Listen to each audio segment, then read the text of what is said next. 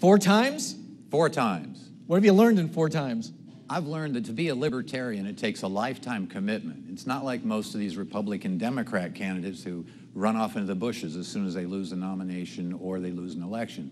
This is a commitment, and I think that's true of all libertarians, to the next generation, to provide them what our forefathers gave us as a legacy. Now, I'm going to go to this bill in the legislature that was repealed this session, which would have required libertarians to get many more signatures to get on the ballot. Robert Robb, columnist for the Arizona Republic, called it the lazy libertarian law. There's that. You needed only 164 signatures to get on the ballot. Is that right? Yes, of course it's right. Why is that right, that that's all it should take to get on a ballot? Well, because the ballot is simply, what we're talking about is the primary ballot, which is to distinguish which candidate will represent a political party on the general election ballot. It has nothing to do with the other parties. It is not a competition with the other parties. It's an intra-party competition. So yeah, of course it makes good sense that it would take a specific percentage, and it is exactly the same for the Republicans and the Democrats as it is for the Libertarians. In their case, they need thousands of signatures. So they're going to whine, and that's what they're doing, about their club is too big. This is silly. What have you learned about the other parties in the last, was this 16 years you've been doing this? Yes. You also ran for the Senate, didn't you?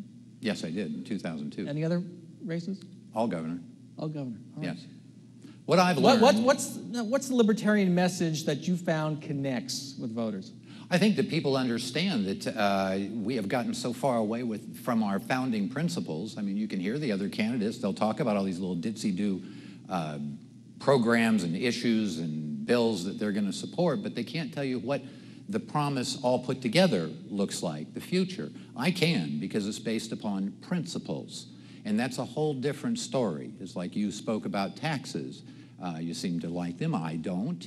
Simply because a group of people getting together to vote, to come take someone else's money at a specific rate is nothing other than theft. A 3-year-old can tell you that. And theft is still theft, even by government, even if they come with a gun, and even if they say it's for the children. I don't believe any of that. The taxes. Do you believe in taxation at all? I do not believe in personal income or real estate tax. Okay, so as we discussed this morning, that's $3 billion gone from our budget. Whoosh, gone. Whoosh. What takes its place, if anything? Basically, well, what's going to fund it is, well, one of the first things is we're going to close down the governor's office in Washington, D.C. and keep our business here in Arizona. Okay, that gets you about 150, let's say 200K. Exactly, along with several of the different departments and probably half of the education budget. Maybe not that much, because we've got to restructure it. What we found is a complete disassociation from the students. And I think that it's important because my focus will always be on the progress of the individual student, not on preserving the institutional process of education, which is where it's gone. 227 districts is ridiculous. Hawaii has pretty much the same demographics as we do, and they have 4, and they're rated so much higher. There's enormous waste in all of that bureaucracy, where I would like to get rid of that bureaucracy to a large part and put control of schools back into the local community so that we get a competitive atmosphere. Like when I was a kid, we used to be able to say, my school's better than your school. Well, now kids can't say that anymore? No, of course not. With this Common Core crap, they actually are talking, my school's just like yours. There is no... You know that's not... You have kids, come on. Yes, of course I do. And I wouldn't think about putting them in a government school in Arizona at this particular time. Okay. I didn't. He went all the way through and did graduate ASU. But the reason That's a government was, school. I understand that. It was his choice. That must have been tough to swallow. It was. But it was his choice, and I am free choice. You're about choice. That's absolutely. Right. And okay, so you defund education. Not defunded, because you talk about taking a chunk away from education. Absolutely. Because you take $4 billion out of the budget, that's a lot of money from education. We're not going to take right? all of it. And the reason is we've got alternatives. For instance, I'm taking courses at MIT, free, over the internet. What we have found is that distance learning is the most effective way for a child to learn. Because if you want to have an educated child, I think we're trying too much to educate them for every single possible income or employment they can have, and that's too much. I believe we should reduce the curriculum down to the very basics, with the most fundamental being critical thinking skills, so they can tell which of us politicians is lying to them and who's not, for instance. So who's lying in this race? I'd love to tell you, but something says I shouldn't.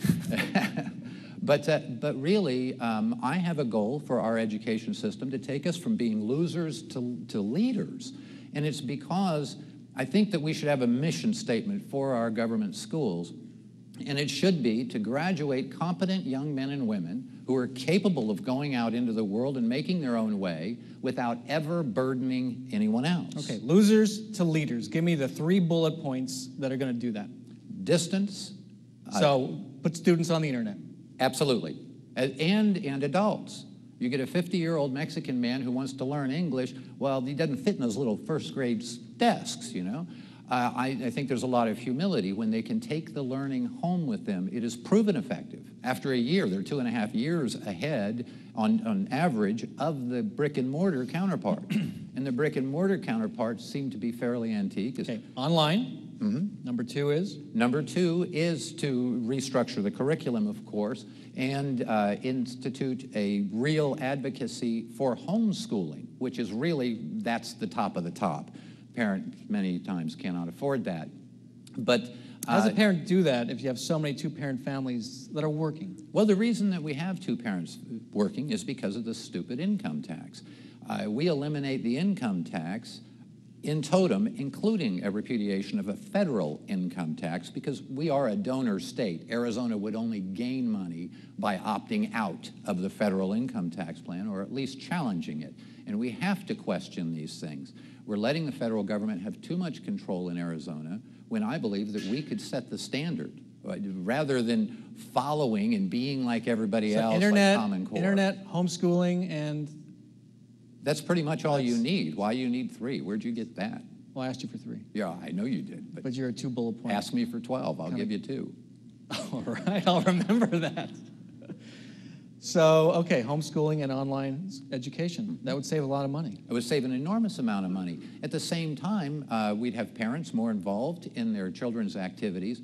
We need to be able to teach children the very basics so that they can go on to higher education. Now, no one wants better education than a libertarian. That's why, as a party, we have the highest intellectual and educational level of any party. We value the value of education, to learn, and that's important. But we want to be able to push that into the community where businesses are saying, okay, you've got perfect competence coming out of high school in all the areas. We know you're trainable. So we're going to send you to our corporate school, where now we have an invested interest in you as an employee. You're very nice to us because we've given you something that can't be taken back. We've given you knowledge and skills. I think that that's the kind of relationship we should have, rather than always playing the unions against the management, against the ownership, and all that nonsense. If we simplify, like my proposed tax plan, it's going to involve completely eliminating the personal income and real estate tax immediately. Real estate, you can't own real estate if it can be taxed out from under you. These are simple concepts. To immediately replace that with a single tax in Arizona, a transaction, or as you would call it, a consumption tax, Most people know it as the sales tax. As a 9.9% maximum. That would be it. And a 4% corporate access fee of 4% of the gross of all corporations in the state, regardless of where they're from. No exceptions, no exemptions, none of the little political partying.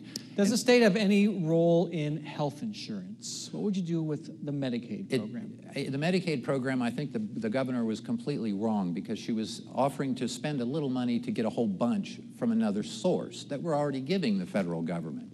We didn't need it.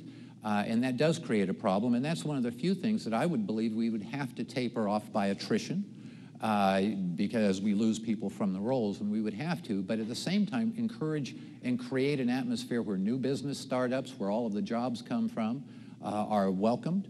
I've spoken with many corporate heads who said, if you can give us that kind of political stability where we know what our taxes are, and all we have to report is our gross revenue to the state, we don't have to deal with these regulators and all the little Hitlers that run around in the bureaucracy, which create a lot of problems.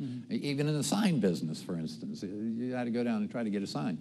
But the reality is that it's just getting back to government doing what government is supposed to do. And its fundamental purpose has always been to protect the rights of the individual, period. That's what it does. It is not all these other gyrations of what can we do and what can we shift and what money can we take from here to do that. This is nonsense. If we operate on a principle, we will have the stability that we need, because everyone knows it's a foregone conclusion. If I get to be governor, you know exactly what you're going to get. And that means equal. That means I don't care if you're Latino, I don't care if you're black or white or green, I don't care.